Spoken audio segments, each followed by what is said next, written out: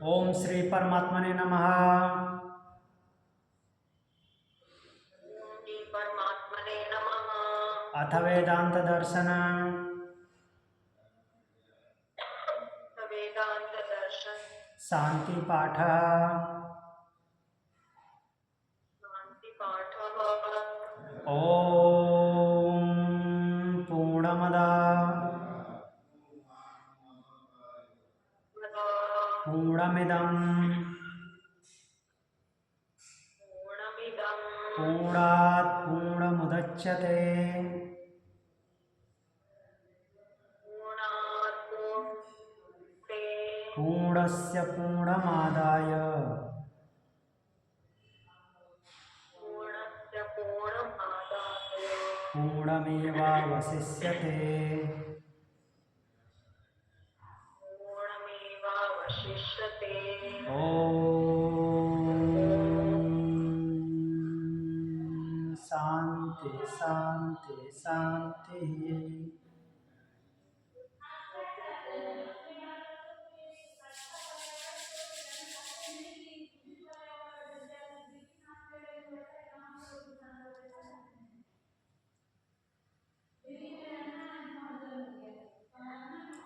तो हम पढ़ रहे थे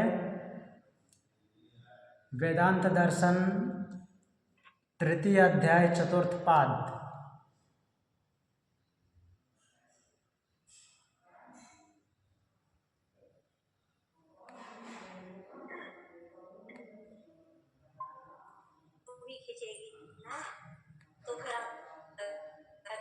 तो वेदांत दर्शन तृतीय अध्याय चतुर्थ पाद।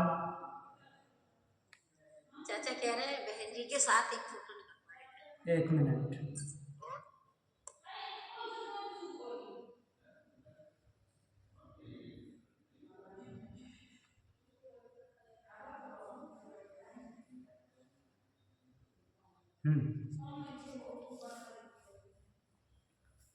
तो चतुर्थ पाद में हमने 20 नंबर सूत्र पढ़ा था।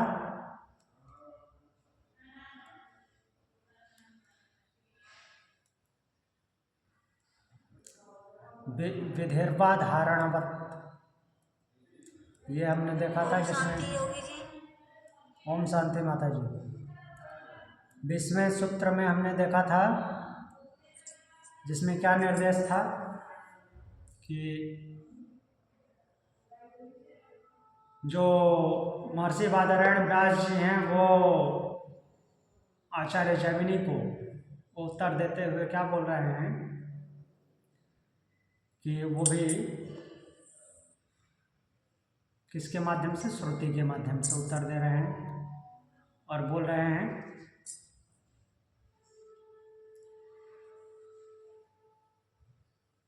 मंत्र रेफर कर रहे हैं।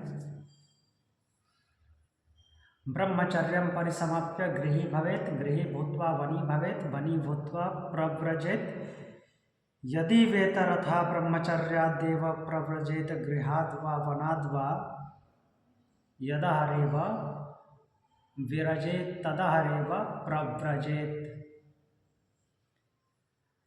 ब्रह्मचर्य समाप्त होने के बाद गृही भवेत्, गृहस्थी हो, गृहस्थी पूर्ण होने के बाद वानप्रस्थी हो बनो, और वानप्रस्थी होने के बाद वनी भूत्वा, और वनी होकर के वनी भूत्वा प्रव्रजित, वानप्रस्थी होकर के प्रव्रजन करो, सन्यासी बन जाओ।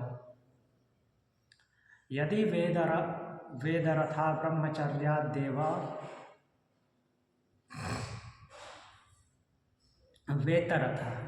वेतरथा ब्रह्मचर्यादेव प्रव्रजेत गृहाद्वा वनाद्वा वेतरथा ब्रह्मचर्यादेव, चाहे ब्रह्मचर्य में हो, वे इतरथा ब्रह्मचर्याद एव, ब्रह्मचर्या आदि में कहीं पे भी हो, प्रव्रजेत गृहाद्वा वनाद्वा, गृह में हो अर्थात गृहस्थाश्रम में हो या फिर वानप्रस्थी हो, कहीं पे भी कहीं से भी प्रव्रजन कर सकते हो, अर्थात संन्यास ले सकते हो, सन्यासी बन सकते हो। कैसे? यदा हरेव विरजेत तदा हरेव प्रव्रजेत, जहाँ पे विरज हो जाओ, रजोगुण से मुक्त हो जाओ, वहीं पे तुम प्रव्राजक हो, अर्थात सन्यासी हो। ऐसा उन्होंने बताया है कि जहाँ तुम्हारा रजोगुण समाप्त हो जाए, अर्थात रजोगुण से निवृत्त हो गए, वहीं से तुम सन्यासी हो। ऐसा श्रुति ही बोल रही है। अब आगे बोलते हैं, संबंध है। पूर्व प्रकरण में संन्यास आश्रम की सिद्धि की गई है। अब यज्ञ कर्म के अंगभूत उद्गीत आदि में की जाने वाली जो उपासना है उसकी तथा उसके लिए बताए हुए गुणों की विधेयता सिद्ध करके विद्या कर्मों का अंग नहीं है, अर्थात ज्ञान कर्म का अंग नहीं है, यह सिद्ध करने के उद्देश्य से अगला प्रकरण आरंभ किया जाता है। अर्थात फिर से यही सिद्ध करेंगे कि जो ज्ञान है वो कर्म का अंग नहीं है, कर्म के पीछे पीछे चलने वाला नहीं है। तो देखिए क्या बोल रहे हैं, स्तुति मात्रम उपादानादिति चेन्ना पूर्वत्वात् चेत, यदि ऐसा कहो, उपादान उद्गीत आदि उपासनाओं में जो उनकी महिमा का सूचक वचन है, तो उनमें कर्म के अंगीभूत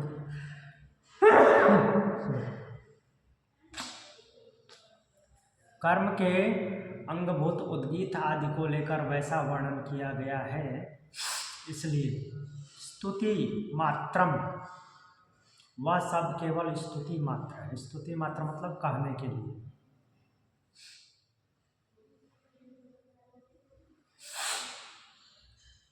अर्थात कहने का तात्पर्य है कि उद्गीत के बारे में जो कुछ भी महिमा का वर्णन किया गया है, तो वो स्तुति मात्र है, अर्थात केवल उसकी प्रशंसा में बोला गया है। अगर ऐसा सोचते हो तो इति न, ऐसी बात नहीं है। क्यों? अपूर्वत्वात्, क्योंकि उनकी उपासनाएं और उनके रसतमत्व, अर्थात उनके अंदर जो गुणधर्म है वो अपूर्व है, मीन्स पहले से विद्यमान है।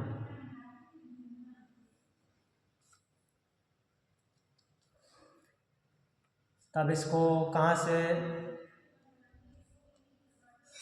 सिद्ध करते हैं, देखते हैं।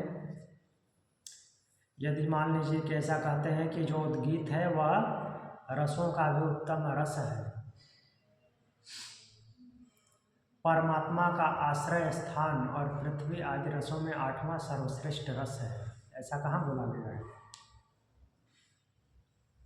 छांदोग्योपनिषद 1:1-3 में ऐसा कहा गया है कि जो उद्गीत है वह रसों का भी उत्तम रस है, अर्थात उसके चैंटिंग करने पे उत्तम रस का अनुभव होता है। परमात्मा का आश्रय स्थान है, परमात्मा का उच्चारण उसी नाम से किया जाता है, ओम से। पृथ्वी आदि रसों में 8वां सर्वश्रेष्ठ रस है। छांदोग्योपनिषद 1:1-3।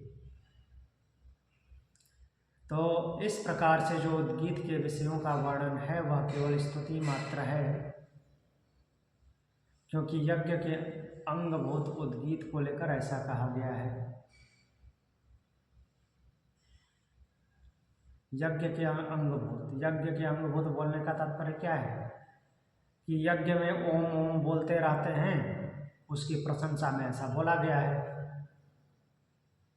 तो इसी प्रकार सभी कर्मांगभूत उपासनाओं में जिन जिन विशेष गुणों का वर्णन है, कर्मांगभूत उपासनाओं में कर्मों के अंग हैं, जो मीन्स जो भी अनुष्ठान होते हैं उनमें जिन जिन विशेष गुणों का वर्णन होता है, वह सब उस अंग की स्तुति मात्र है, अर्थात वो प्रशंसा में गाए गए हैं। तो इसलिए विद्या कर्म का अंग है, ऐसा बोलते हैं, तो ऐसा कहना ठीक नहीं है। अर्थात जो कर्मकांड हो रहे हैं, अनुष्ठान हो रहे हैं, उनके अलग अलग अंगों की बढ़ाई करने के लिए जो ज्ञान की बातें आ रही हैं वो बोल दी गई है। अगर ऐसा मानते हो तो ऐसा बोलना ठीक नहीं है। क्यों? क्योंकि वे उपासनाएं और उनके संबंध से बनाए हुए गुण अपूर्व हैं, वो पहले से विद्यमान हैं, जो अन्य किसी प्रमाण से प्राप्त न हो उसे अपूर्व कहते हैं। एग्जाम्पल मीन्स डिफिनीशन भी दिए हैं।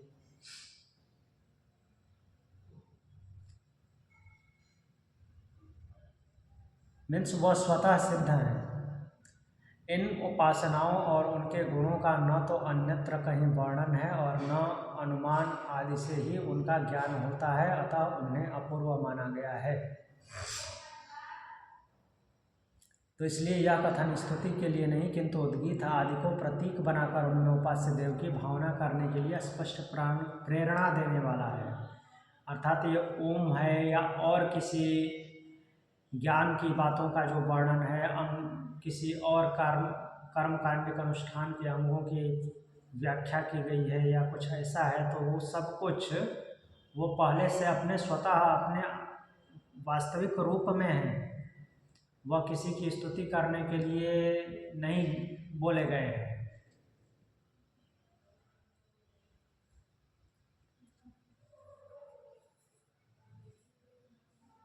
तो उसी को बोलते हैं कि विधि वाक्य है। वो विधि वाक्य मतलब कि वो नियम है ऐसा होना।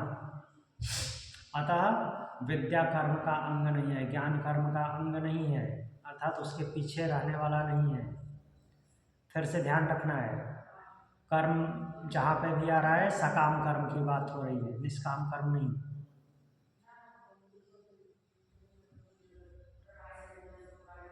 तो अब आगे फिर बोल रहे हैं भाव शब्दाच, शब्दों का भी भाव यही है।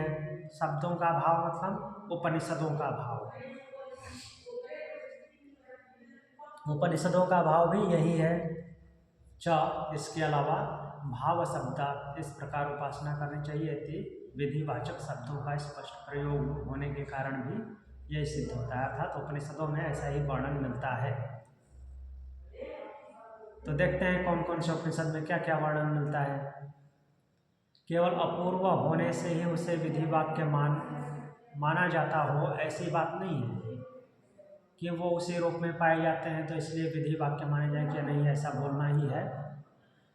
उस प्रकरण में उद्गीत की उपासना करनी चाहिए, उद्गीत की उपासना करनी चाहिए ऐसा बोला गया है, जोर देकर बोला गया है। छांदोग्य उपनिषद 1:1:1 शाम की उपासना करनी चाहिए, छांदोग्य उपनिषद 2:2:1 ऐसा बोला गया है। उद्गीत की उपासना करनी चाहिए, शाम की उपासना करनी चाहिए। देखिए छांदोग्य उपनिषद में चलते हैं 1:1:1 और 2:2:1।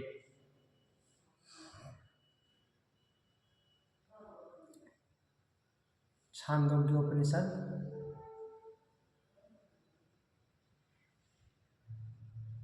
1:1:1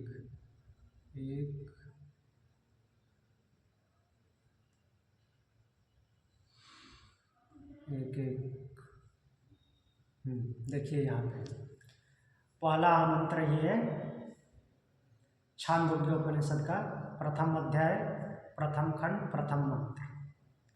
ओमित्येतदक्षरम् उद्गीतम् उपासीत, ओमिति ह्युद्गायति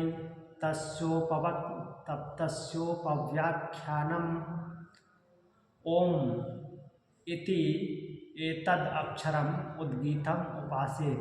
ओम यह अक्षर ही उद्गीत है, इसकी उपासना करनी चाहिए। छांदोग्य उपनिषद का पहला मंत्र ही ऐसा बोल रहा है, ओम यह अक्षर उद्गीत है, जो ओम नाम से जाना जाता है, यही अक्षर जो कि क्षरण नहीं होता, यह उद्गीत है। अर्थात उसको ही उद्गीत नाम से जाना जाता है और इसकी उपासना करनी चाहिए। फिर बोल रहे हैं ओम ऐसा ही उद्गान करता है, ओम इति अयुद्गायति तस्योपव्याख्यानम, उसकी ही व्याख्या की जाती है, उसको ही एक्सप्लेन किया जाता है। जितना भी विस्तार है सब कुछ उसी का है। तो कैसे किसी की प्रशंसा में गाया गया है, ऐसा कैसे मान लें कि किसी कार्मिक अनुष्ठान की प्रशंसा में गाया गया है।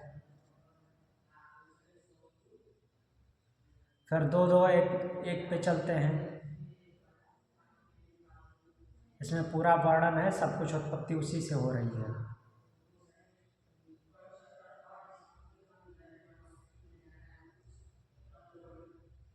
दो दो एक पे चलेंगे। 1 6 1 8 1 10, तो 2 2 1 पे ये है, नहीं 2 1 1।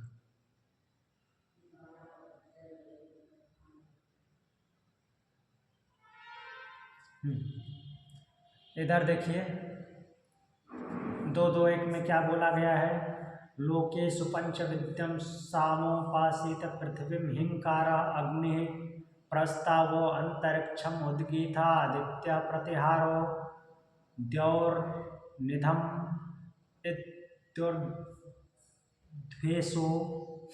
तो क्या बोला गया है, लोकेषु पंचविधम सामोपासित पृथ्वीं हिंकारः, लोकेषु लोकों में निम्नांकित रूप से 5 प्रकार के साम की उपासना की गई है। पंचविधम सामोपासित पृथ्वी हिंकारः, ऊपर जो वर्णन आया है उसके बारे में बोला है कि 5 प्रकार के साम की उपासना करनी चाहिए, ऐसा बताया जा रहा है। अग्नि प्रस्तावो अंतरिक्षम उद्गीता आदित्य प्रतिहारो द्यौ निर्धनम मृत्युर्ध्वेषु। पृथ्वी हिंकार है, अग्नि प्रस्ताव है, अंतरिक्ष उद्गीत है, आदित्य प्रतिहार है और द्युलोक निधन है। इस 5 प्रकार के गुणों के साथ अलग अलग लोकों का वर्णन कर दिया है। तो ये सब कहने का तात्पर्य है, वहाँ पे मन जो सूत्र दिया है उसके माध्यम से ये बताना चाह रहे हैं कि ये विधि वाक्य केवल ऐसे बोल देने से नहीं है, उपनिषद ऐसा बोल रहे हैं कि ऐसा ही है, वो किसी की प्रशंसा में नहीं गाए जा रहे हैं।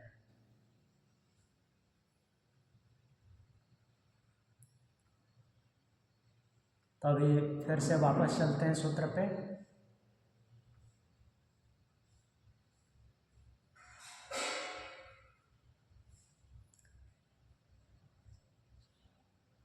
और इस प्रकार से बता रहे हैं ज्ञान कर्म का अंग नहीं है। अब आगे बढ़ते हैं फिर भिन्न भिन्न प्रकरणों में जो आख्यायिकाओं का, इतिहासों का, आख्यायिका मतलब कि वर्णन जो मिलता है अलग अलग जगह पे, उसका क्या अभिप्राय है, इसका निर्णय करने के लिए विद्या कर्म का अंग नहीं है या सिद्ध करने के लिए अगला प्रकरण आरंभ किया जाता है। पहले से भी सिद्ध ही कर रहे हैं कि विद्या कर्म का अंग नहीं है। अब आगे और क्या एग्जाम्पल देते हैं, देखते हैं।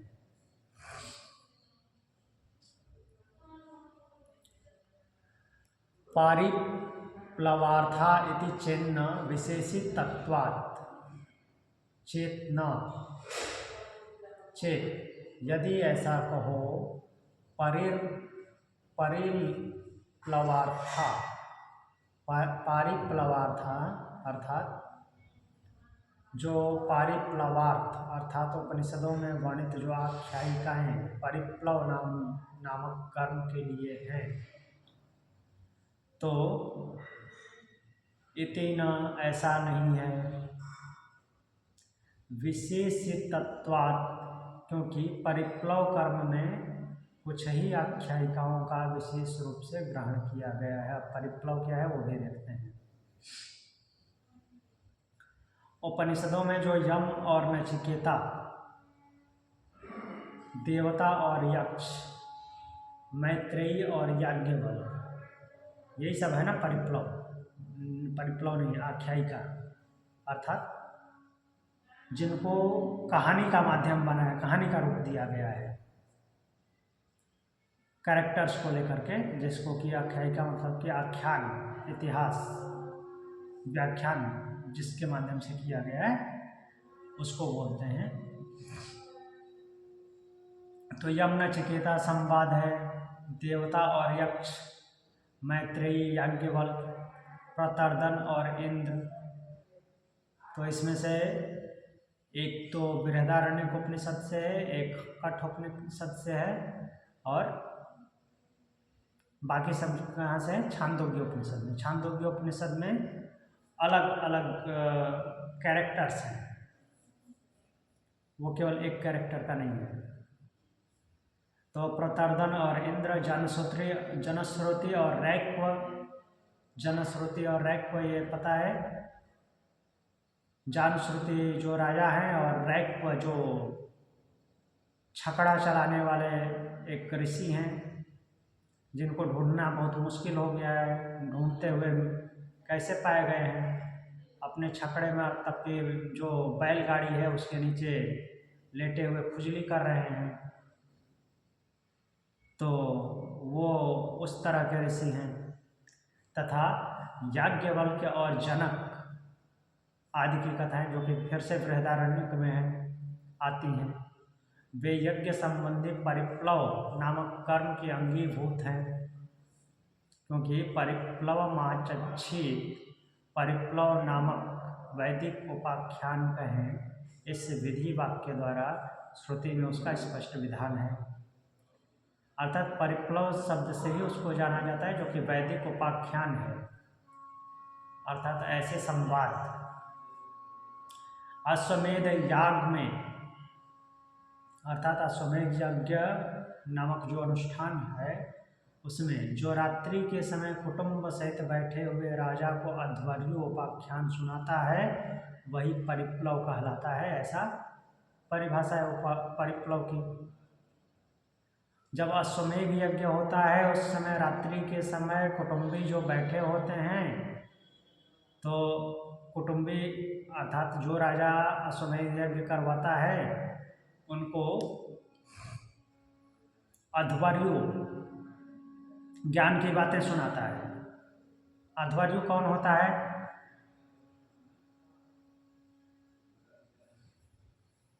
अध्वर्यु किसे बोलते हैं?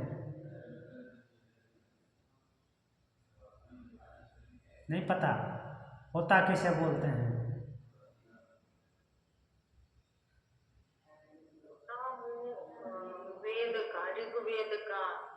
ऋग्वेद का ऋत्विज, सामवेद का, हाँ यजुर्वेद का ऋत्विज जो है अध्वर्यु है। सामवेद का ऋत्विज कौन है? उद्गाथा। और अथर्ववेद का ऋत्विज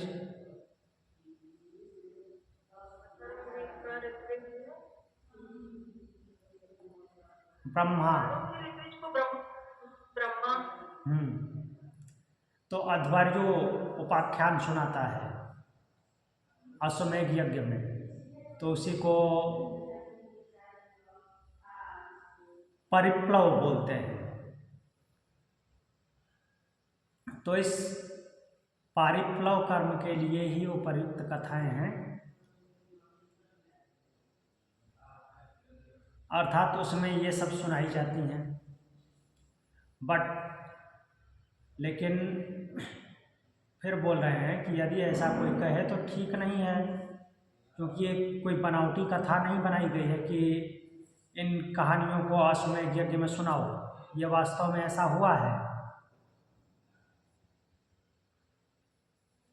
तो इस परिप्लव कर्म के लिए ही उपयुक्त कथाएं हैं। यदि ऐसा कहे तो ठीक नहीं है, क्योंकि परिप्लव का प्रकरण आरंभ करके श्रुति मनु वैवस्वतो राजा इत्यादि वाक्यों द्वारा कुछ विशेष उपाख्यानों को ही वहाँ सुनाने योग्य कहा है। उसमें ऊपर बताई हुई उपनिषदों की कथाएं नहीं आती। ये जो मैत्रेयी याज्ञवल्क्य संवाद है, यम नचिकेता संवाद है, देवता यक्ष संवाद, प्रतार्दन और इंद्र का संवाद, जान श्रुति और रैक्व संवाद, याज्ञवल्क्य जनक संवाद, ये सब जो हैं पारिप्लव के अंतर्गत नहीं आते। कहानी सुनाने में इनका उपयोग नहीं किया जाता। ये जो हैं क्या बोलते हैं कि दार्शनिक घटनाएं हैं, दर्शन की बात यहाँ पे हो रही है। ये कोई आख्यायिका और कथा नहीं है। अतः वे पारिप्लव कर्म की अंगीभूत नहीं है। भले ही कोई इनका प्रकरण कहीं डाल दे, इस बारे में कहीं सुना दे, लेकिन ये पारिप्लव के अंतर्गत नहीं आते और कर्म के अंगीभूत नहीं है। मीन्स किसी कर्म की व्याख्या करने के लिए नहीं है, ये उसका गुणगान करने के लिए नहीं है। वे सब आख्यान ब्रह्म विद्या को भली भांति समझाने के लिए कहे हुए ब्रह्म विद्या के ही अंग हैं, अर्थात ज्ञान के अंग हैं ये। इसलिए इन सब आख्यानों का विशेष महात्म्य बताया गया है कठोपनिषद 1:3-16।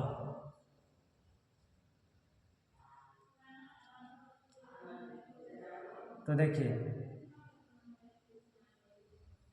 कठोपनिषद 1:3-16 में क्या है?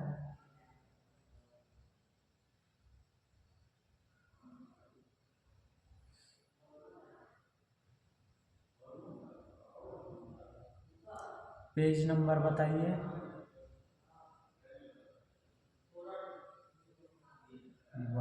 2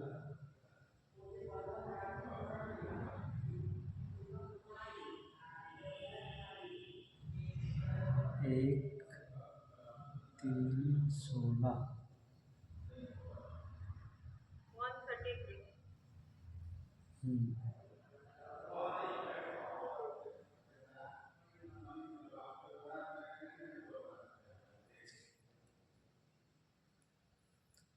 1:3-16 में बोल रहे हैं,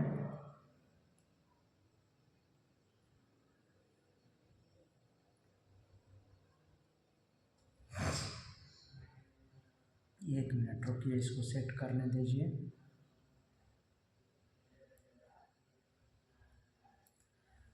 नचिकेतम उपाख्यानम मृत्यु प्रोक्तम सनातनम उक्त्वा श्रुत्वा च मेधावी ब्रह्मलोके महीयते। नचिकेतम उपाख्यानम, उपाख्यान शब्द आया है यहाँ पे, तो इसका मतलब ये नहीं समझ लेना कि ये उपाख्यान है।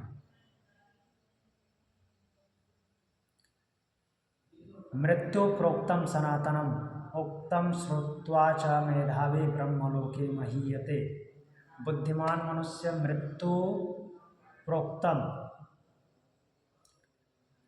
जो उपरोक्त मृत्यु के देवता ने बताया है, नचिकेतम सनातनम, नचिकेता के सनातन उपाख्यान का उक्त्वा वर्णन करके, तो ये इसको उपाख्यान न बता करके जो वर्णन बताया गया है, वर्णन किया गया यमराज के द्वारा, उसको उपाख्यान बताया गया है। ये सनातन उपाख्यान है, ऐसा होता आ रहा है वर्णन करके, और श्रुत्वा श्रवण करके ब्रह्मलोक में महिमान्वित होता है कौन? साधक। जो भी यमराज ने नचिकेता को बताया है, ऐसा उपाख्यान सुन करके, अर्थात जो इसको सुनेगा, बट ये केवल वैसे सुनाने वाला ये कथा आख्यायिका नहीं समझ लेना है। ये क्या है कि उपनिषदिक आख्यान है, जिसको दर्शन के रूप में जाना जाता है, और जो केवल ऐसे उपाख्यान के रूप में प्रयोग नहीं किया जाएगा। उपाख्यान यहाँ पे उसके लिए यूज किया गया है मान लीजिए कि जो प्रकरण सुनाया जा रहा है उसके लिए उपाख्यान शब्द आया है, ये कोई कथा नहीं है।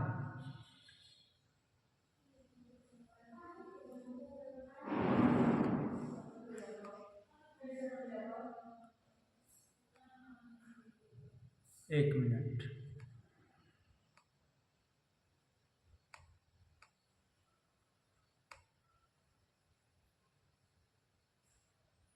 ब्रह्मसूत्र। तब आगे देखते हैं।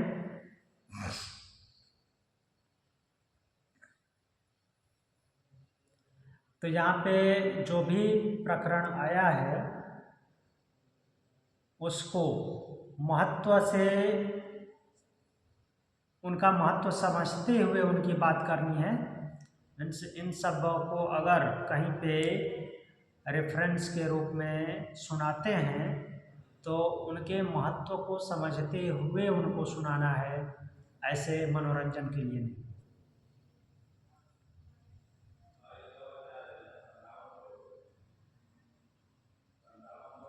तो ये पारिप्लव के अंतर्गत नहीं आते। ये जो जितने भी आख्यान हैं उपनिषद में, ये पारिप्लव के अंतर्गत नहीं आते हैं। और पारिप्लव का मतलब हमने क्या देखा, अश्वमेध यज्ञ में रात्रि के समय जो कुटुंबी बैठे होते हैं उनको अध्वर्यु जो है उपाख्यान सुनाता है, उसको पारिप्लव कहते हैं। तो उस तरीके से सुनाने के लिए ये नहीं है।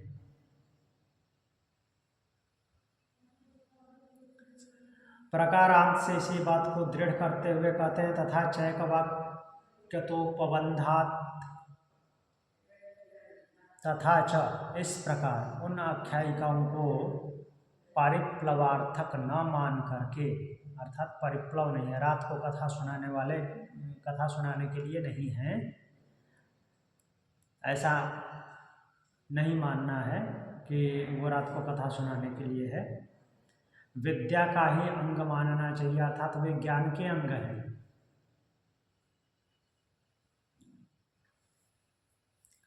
तो रात को आख्यान सुनाने का मतलब क्या है कि जो कर्मकांड का अनुष्ठान हुआ है उसमें मन बहलाने के लिए सुना दिया, ऐसा नहीं है।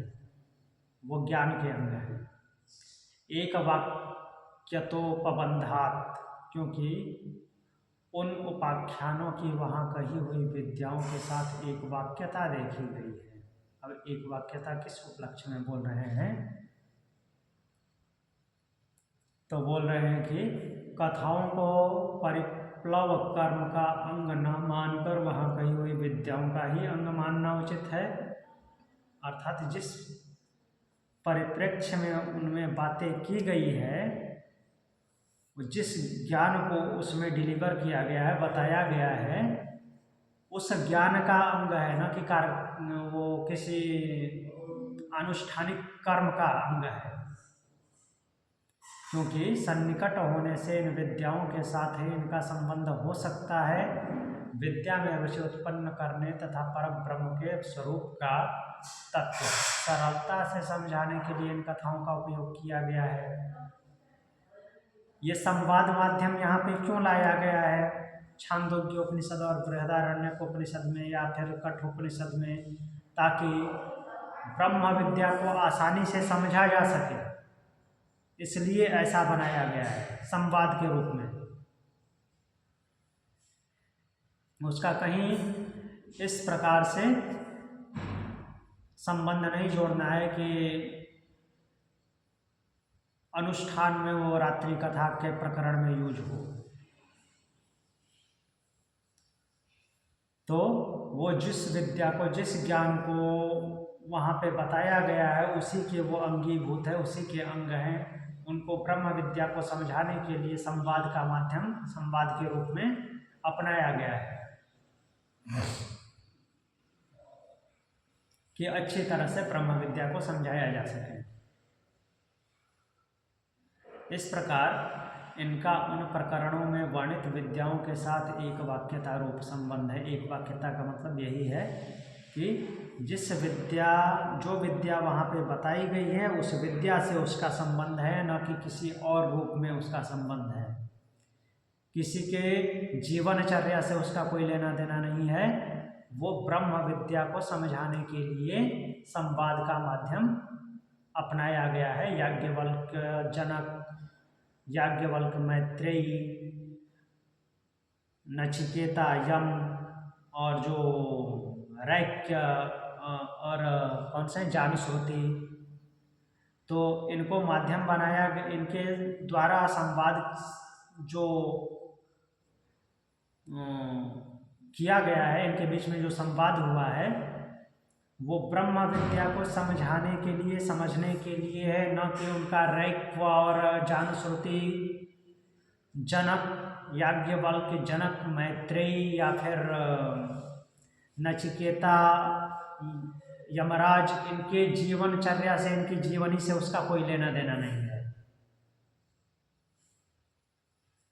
उनको माध्यम केवल ब्रह्म विद्या को समझने समझाने के लिए किया गया है।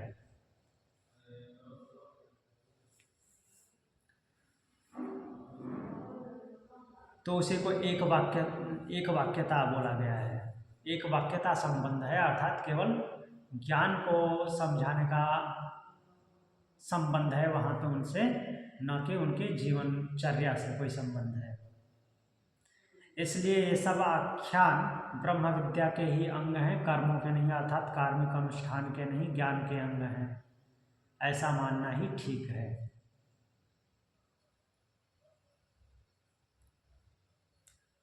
अब आगे बोलते हैं, यहाँ तक यह बात सिद्ध की गई है कि ब्रह्म विद्या यज्ञादि कर्मों का अंग नहीं है। जो ब्रह्म विद्या है अर्थात वो किसी अनुष्ठान, किसी कर्मकांड का अंग नहीं है। वह स्वयं बिना किसी सहायता के, उसको किसी के साथ लगने की जरूरत नहीं है कि कोई कार्मिक अनुष्ठान हो तो कर्म के सपोर्ट में वो आगे बढ़ेगी, ऐसा नहीं है। स्वयं बिना किसी सहायता के परम पुरुषार्थ को सिद्ध करने में समर्थ है। अब पुनः इसका समर्थन करते हुए अंत में, इस प्रकरण के अंत में कहते हैं, एत एव चाग्निन्धनाद्यनपेक्षा च अपेक्षा द्यनपेक्षा नहीं, अतएव च आग्नि धनाद्यन अपेक्षा, तथा इसलिए अग्नि धनाद्यनपेक्षा, अग्नि ईंधन, अग्नि बोले तो अग्नि, ईंधन बोले तो समिधा आदि, अर्थात उसमें और क्या क्या, घी आदि जो पड़ते हैं, अनपेक्षा आदि पदार्थों की आवश्यकता नहीं है। क्या समझाना चाह रहे हैं बोल के? कर्मकांड कैसे होगा, अनुष्ठान कैसे होगा? हवन कुंड चाहिए, आग जलाने के लिए समिधा चाहिए, घी चाहिए, तिल गुड़ जो हवन सामग्री है वो चाहिए, ये सब डालेंगे तो यज्ञ अग्नि प्रज्वलित होती है। तो उसके बाद मंत्र वगैरह पढ़े जाते हैं। ये जो विद्याएं बोली गई हैं, आख्यायिका बोली गई हैं, अर्थात जो ब्रह्म विद्या का ज्ञान दिया गया उपनिषदों में, उसको बताने के लिए या उसको किसी को संबोधित करने के लिए या किसी को सिखाने के लिए ये सब करने की जरूरत नहीं है। न कोई अग्नि चाहिए, न समिधा चाहिए, न घी चाहिए, न कोई हवन सामग्री चाहिए। इनको डिलीवर करने के लिए, इस ज्ञान का उपदेश करने के लिए ये सब नहीं चाहिए। ये इनके सहारे की उनको जरूरत नहीं है।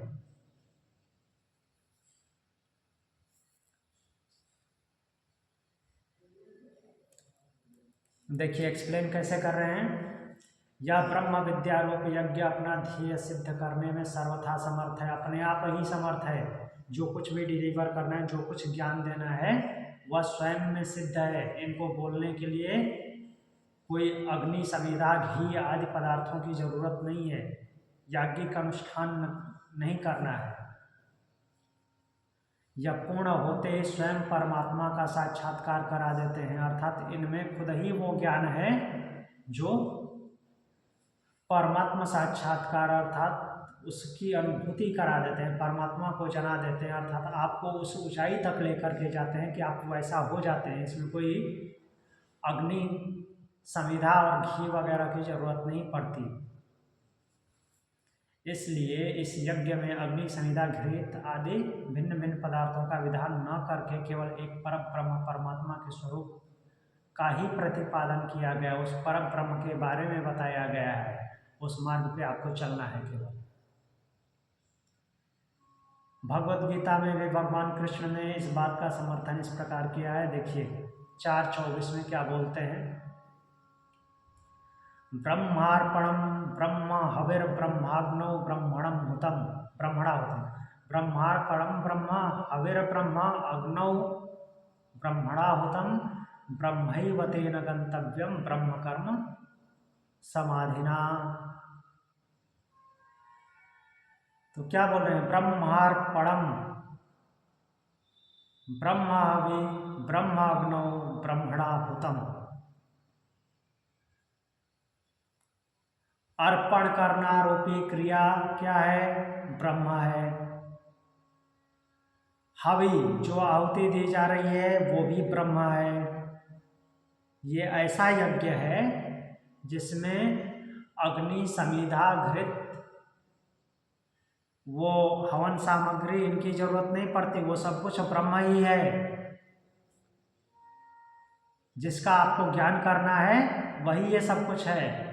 जो आहुति देना है, आहुति देना रूप क्रिया मीन्स अर्पण करना, जो कुछ भी समर्पित करना है वो ब्रह्म को समर्पित करना है। वो ब्रह्म रूप में ही जान करके उसको समर्पित करो ब्रह्म को। ब्रह्म भी ब्रह्म ही आपकी हवि है, हवन सामग्री भी ब्रह्म ही है। जिसका आपको जानकारी प्राप्त हो रही है, जिसका ज्ञान प्राप्त हो रहा है, ब्रह्म का ज्ञान प्राप्त हो रहा है, वही हवन सामग्री है, वही हवि है। अग्नौ जो अग्नि है वो भी ब्रह्म ही है। हुतम आहुति देना रूप क्रिया भी ब्रह्म है। ब्रह्मैव तेन गंतव्य ब्रह्म कर्म समाधिना। तो आगे बोल रहे हैं, देखिए यहाँ पे मूल अर्थ क्या लिखा हुआ है। ब्रह्म चिंतन रूप यज्ञ में भिन्न भिन्न उपकरण और सामग्री आवश्यक नहीं होती। या क्या बोल रहे हैं, श्रुवा भी ब्रह्म है, हवि भी ब्रह्म है, और ब्रह्म रूप अग्नि में ब्रह्म रूप होता द्वारा ब्रह्म रूप हवन क्रिया की जाती है।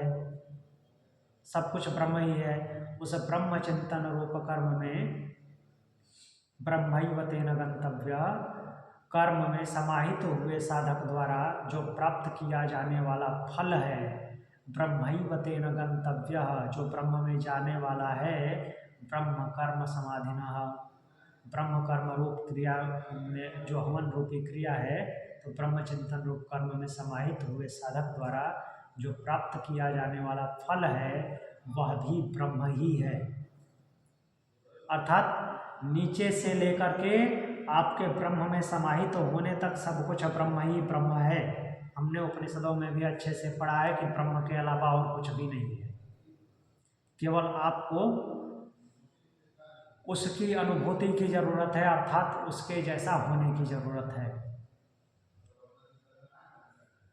तो आपको सब कुछ को कैसा देखना है, ब्रह्म रूप में देखना है।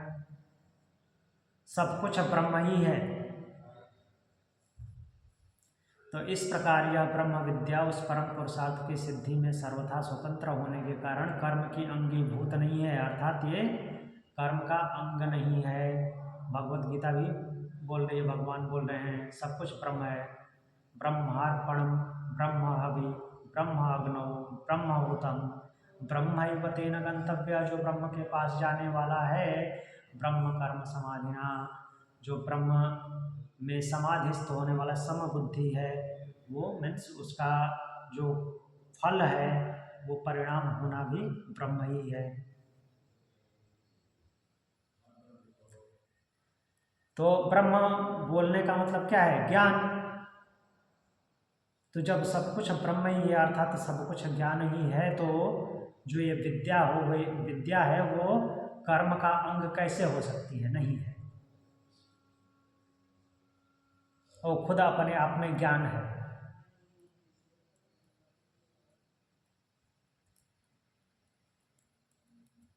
और उसको कर्म के सहारे की जरूरत नहीं है। सीधे सीधे बता दिए हैं कि न तो अग्नि की जरूरत है, न संविदा की जरूरत है, न घी आदि की जरूरत है।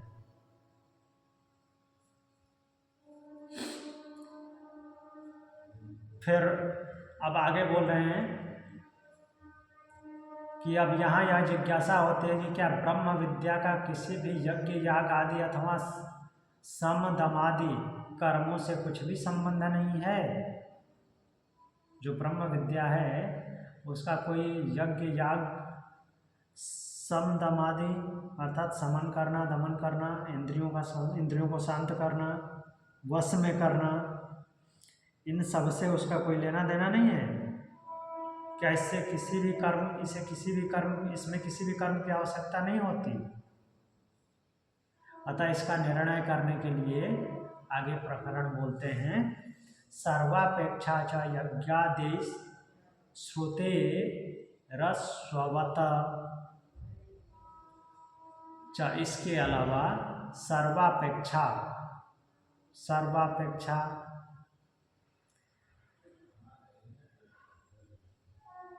सबकी अपेक्षा विद्या की उत्पत्ति के लिए समस्त वर्ण श्रमोचित कर्मों की आवश्यकता है।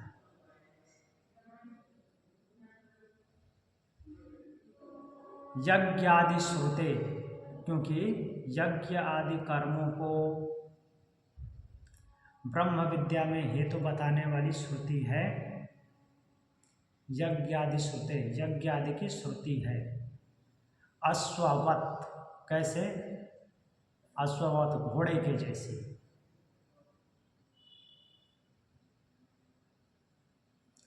तो इसका अश्ववत का व्याख्या क्या किए हैं? जैसे घोड़ा योग्यता अनुसार सवारी के काम में ही लिया जाता है,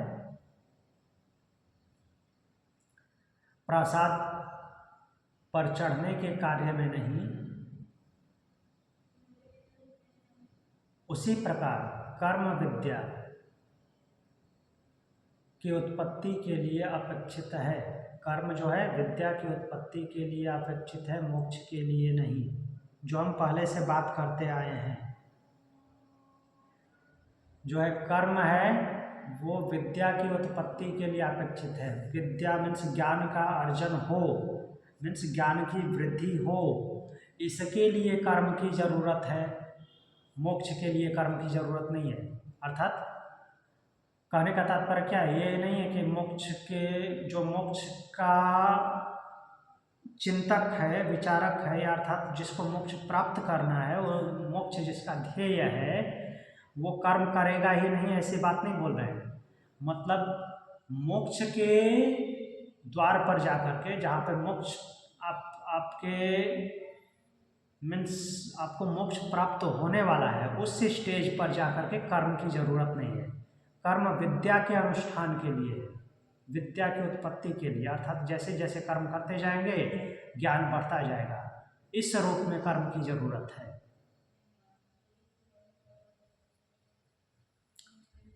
वो मोक्ष के लिए नहीं। कहने का तात्पर्य यह है कि कर्म जो है आपको मोक्ष नहीं दिला सकता। कर्म जब तक रहेगा तब तक आपका पुनरावर्तन होता रहेगा, फिर से जन्म लेते रहेंगे, मरते रहेंगे। जहाँ पे कर्म समाप्त हो जाए, कर्म जो है विद्या की उत्पत्ति और उसको आगे बढ़ाने के लिए है, न कि आपको मोक्ष दिलाने के लिए। जहाँ पे मोक्ष की अवस्था पे आप जाएंगे जब, वहाँ पे विद्या परिपूर्ण हो जाएगी और कर्म समाप्त हो जाएगा। कर्म ज्ञान की उत्पत्ति और उसको आगे बढ़ाने के लिए है।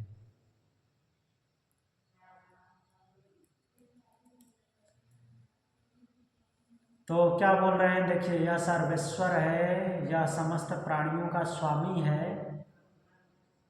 किसके लिए बोला गया? परमात्मा के लिए। इत्यादि वचनों से परमात्मा के स्वरूप का वर्णन करके श्रुति में कहा है कि इस परमेश्वर को ब्राह्मण लोग निष्काम भाव से किए हुए स्वाध्याय, ब्राह्मण लोग मतलब ब्रह्म को जानने वाले, निष्काम कामनाओं से रहित भाव से, सकाम नहीं निष्काम, स्वाध्याय, यज्ञ, दान और तप द्वारा जानने की इच्छा करते हैं। इसी को जानकर मनुष्य मननशील होता है, मनन करता है, ज्ञान को जान करके मननशील होता है। इन सन्यासियों के लोक को पाने की इच्छा से मनुष्यगण सन्यास ग्रहण करते हैं। कहाँ पे बोला गया है? और भी बातें बोली गई हैं बृहदारण्यक उपनिषद 4:4-22 में। तथा और दूसरी श्रुति में क्या बोला गया है? जिस परम पद का सब वेद बार बार प्रतिपादन करते हैं, समस्त तप जिसका लक्ष्य कराते हैं, अर्थात जिसकी प्राप्ति के साधन हैं, तथा जिसको चाहने वाले लोग ब्रह्मचर्य का आचरण करते हैं, उस पद को मैं तुम्हें संक्षेप में कहूँगा। मृत्यु के देवता यमराज नचिकेता को बोल रहे हैं कठोपनिषद 1:2-15 में।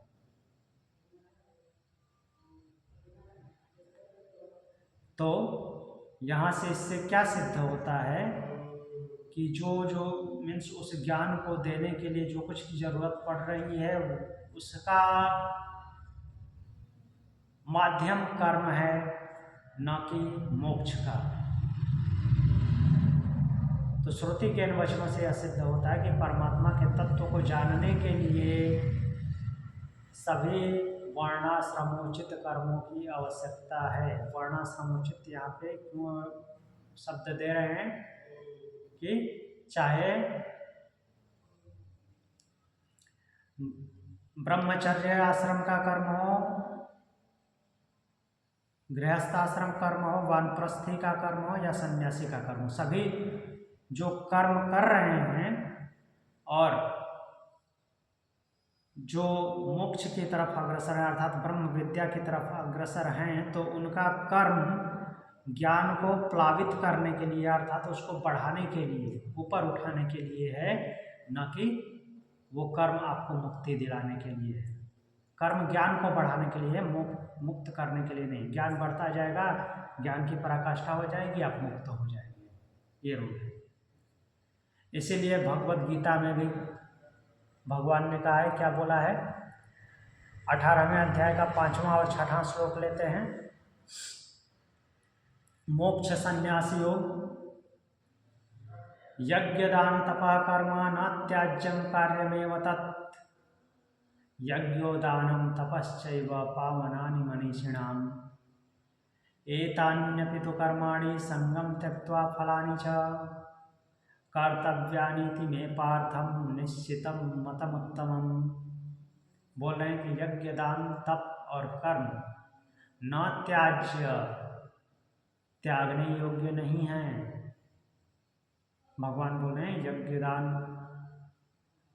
और जो तप के ये कर्म हैं, ये त्यागने योग्य नहीं है।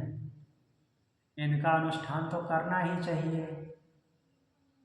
क्यों? भगवान को छोटा बोल रहे हैं क्या? बोल रहे हैं कि यज्ञ दान और तप ये मनीषी लोगों को पवित्र करने वाले हैं। क्यों? क्योंकि वो ज्ञान के उत्सर्जक, ऐसे कर्मों के अनुष्ठान वो ज्ञान को उत्सर्जन करते हैं, ज्ञान को बढ़ाते हैं, इसलिए ऐसा बोल रहे हैं। अर्जुन, इसका तथा अन्य सब कर्मों का भी अनुष्ठान फल और आसक्ति को त्याग कर करना चाहिए, अर्थात निष्काम भाव से, सकाम भाव से नहीं। यज्ञोदानम तपश्चैव पावनानि मनीषिणम् एतान्यपि तु कर्माणि संगम त्यक्त्वा फलानि च, संग और आसक्ति इन सब फलों को त्याग कर करना चाहिए। कर्तव्यानीति में पार्था निश्चितम मतमुत्तमम। तो बोल रहे हैं कि हे अर्जुन, यही मेरा निश्चित किया हुआ उत्तम मत है। यज्ञ दान और तप ये कर्म त्यागने योग्य नहीं है, इनका अनुष्ठान करना चाहिए, क्योंकि यज्ञ दान और तप ये मनुष्य पुरुषों को पवित्र करने वाले हैं, क्योंकि ये ज्ञान को बढ़ाते हैं। तो इनका अनुष्ठान कैसे करना चाहिए? निष्काम भाव से, संग को त्याग कर, आसक्ति से रहित होकर, फल की इच्छा को न रखते हुए इनका अनुष्ठान करना चाहिए, सकाम भाव से नहीं। यही मेरा निश्चित किया हुआ मत है।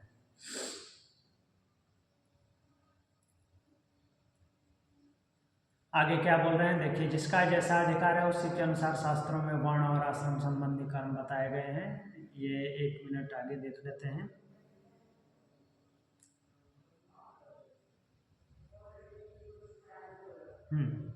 तो आगे जो सूत्र में दिया गया है, अश्ववत, हमने किसका किसका देख लिया? सर्वापेक्षा यज्ञादुश्रुते, यहाँ तक देखा। अश्ववत, अश्ववत के लिए क्या बोला गया है? अर्थात जैसे घोड़ा योग्यतानुसार सवारी के काम में लिया जाता है, प्रासाद पर चढ़ने के कार्य में नहीं। प्रासाद पे चढ़ना मतलब राजभवन के ऊपर चढ़ना है, उसके लिए घोड़ा का यूज नहीं होता है। तो इसके बारे में क्या बोल रहे हैं देखते हैं।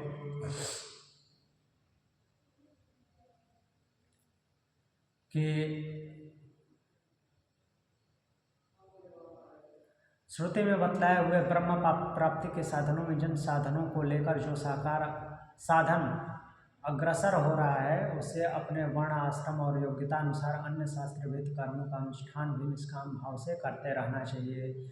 इसी उद्देश्य से श्रुति विकल्प दिखलाया गया है कि कोई, श्रुति में विकल्प दिखलाया गया है कि कोई तो गृहस्थ में रहकर यज्ञ दान और तप के द्वारा उसे प्राप्त करना चाहता है, कोई संन्यास आश्रम में रहकर उसे जानना चाहता है, कोई ब्रह्मचर्य का पालन करते हुए उसे पाना चाहता है, और कोई वानप्रस्थ रह करके केवल तपस्या से ही उसे पाने की इच्छा करता है।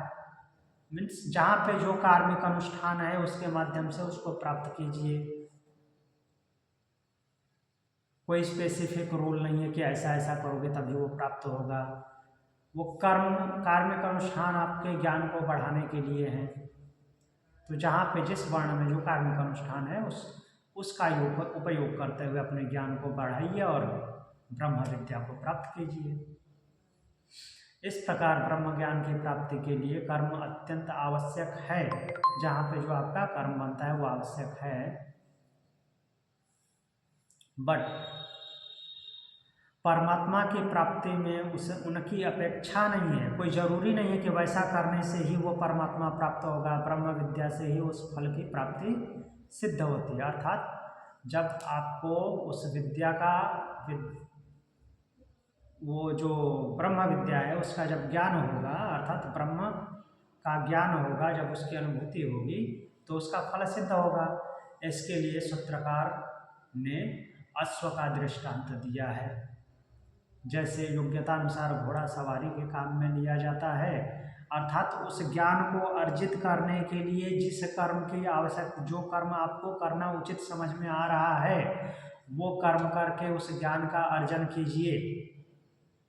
तो वो कर्म जो है उस ज्ञान की उत्पत्ति, उस ज्ञान को बढ़ाने के संबंध में आपको कर्म का उपयोग करना है, न कि कर्म का उपयोग मोक्ष प्राप्ति के लिए करना है। वही इसीलिए घोड़े की सवारी का एग्जाम्पल दिए हैं कि घोड़ा जो है सवारी के काम के लिए है, अर्थात कि कहीं दूर जाना है तो उस पर घोड़ा जो है, घोड़े पे चढ़ के जाते हैं। राजभवन पे प्रासाद के ऊपर चढ़ने के लिए घोड़े का यूज नहीं करते। तो कर्म विद्या को प्राप्त करने के लिए जिस रूप में कर्म की जरूरत है वहाँ पे उस कर्म को अपनाइए। कोई ऐसा नियम निर्धारित नहीं करना है कि ये वाला कर्म जो है आपको यहाँ पे ले जाएगा। जो आपके लिए सूटेबल है उस कर्म का उपयोग कीजिए ज्ञान अर्जित करने के लिए, और वो भी निष्काम भाव से।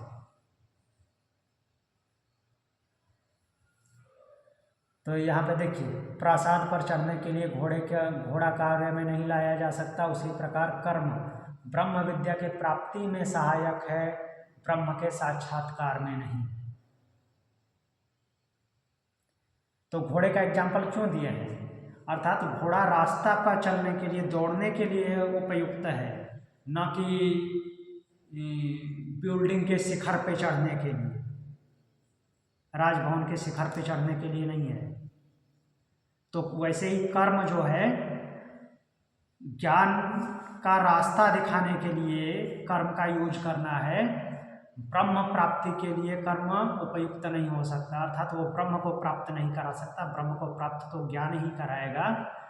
वो कर्म क्या है कि ज्ञान का रास्ता क्लियर करे, मीन्स ज्ञान जो आपको अर्जित हो रहा है, ज्ञान आपको जो चाहिए, उसका वो सहायक है, उसका एक साधन है, ऐसे बोल सकते हैं। जैसे घोड़ा साधन है कहीं जाने का। अब ये उपनिषद की बात है, आज की बात तो है नहीं कि जो उसमें कार बस रेलगाड़ी लिख दे। घोड़ा था तो घोड़ा ही लिखेगा।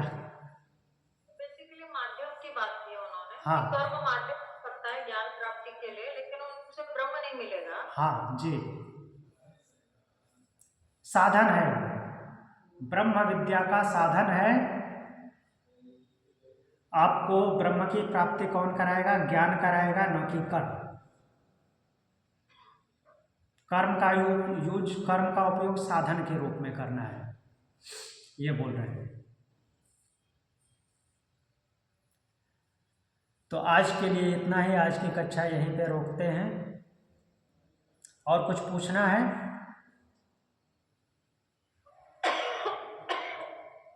ठीक है।